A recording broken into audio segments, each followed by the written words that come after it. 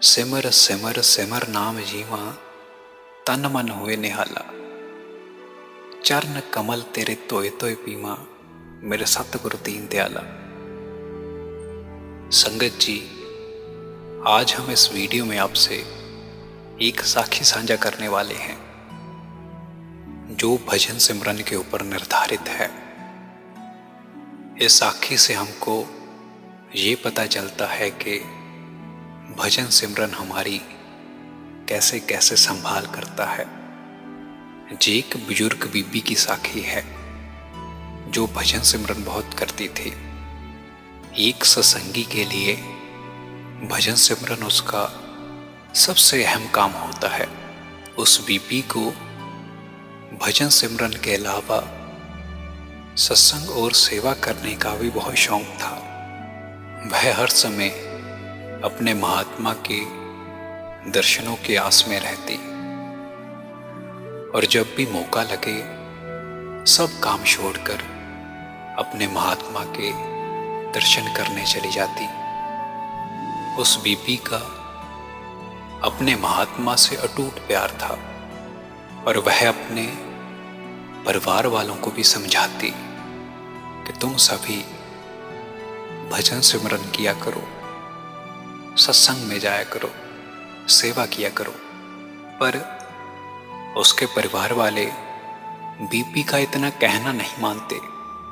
पर बीबी के बोल घर वालों पर बहुत गहरा प्रभाव डालते। जैसे आप जानते हैं, एक चंदन का पेड़ खुद तो महकता ही है, साथ में अपने आसपास को भी सुगंधित कर देता है। ठीक ऐसे ही उस बीबी का प्रभाव था। उस बीबी के परिवार से उनके पड़ोसियों का बड़ा पुराना झगड़ा चल रहा था। उनके पड़ोसी बीबी के परिवार से आए दिन झगड़ते रहते। उस बीबी के पड़ोसी बीबी के परिवार से मनोमनी बड़ी खार खाने लगे। पड़ोसियों के मन में उस बीबी के परिवार के प्रति इतनी जलन पैदा हुई कि उन्होंने बीबी के परिवार को जादू टूना करवाने की ठानी। वह आए दिन किसी न किसी के पास जाते, पर कोई बात न बनती। फिर एक दिन वो किसी खास साधु के पास पहुंचे। उन्होंने बीबी के परिवार की तस्वीरें मंगवाई। पड़ोसियों ने जैसे तैसे कर उस बीबी के परिवार की तस्वीरें उस साधु को ला कर दी।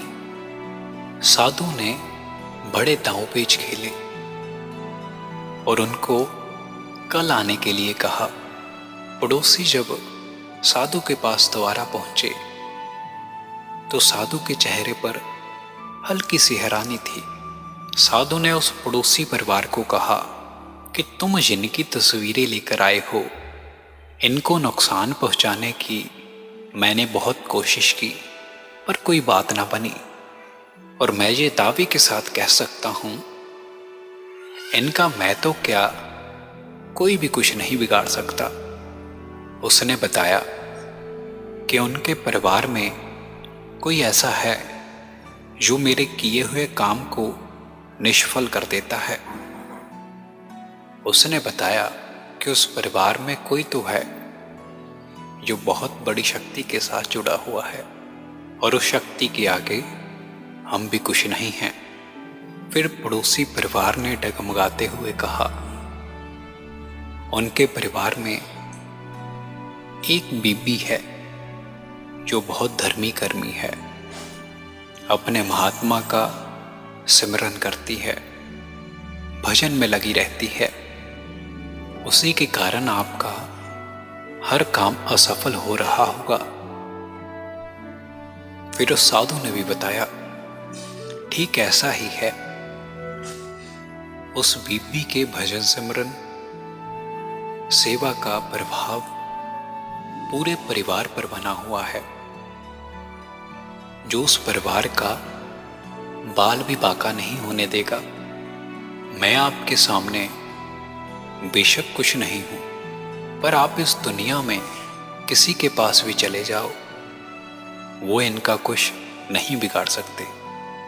सो साथ संगत जी, इस साखी से हमें यही प्रेरणा मिलती है कि प्रभु का नाम ही सबसे ऊपर है, प्रभु का सिमरन ही सबसे उच्च है।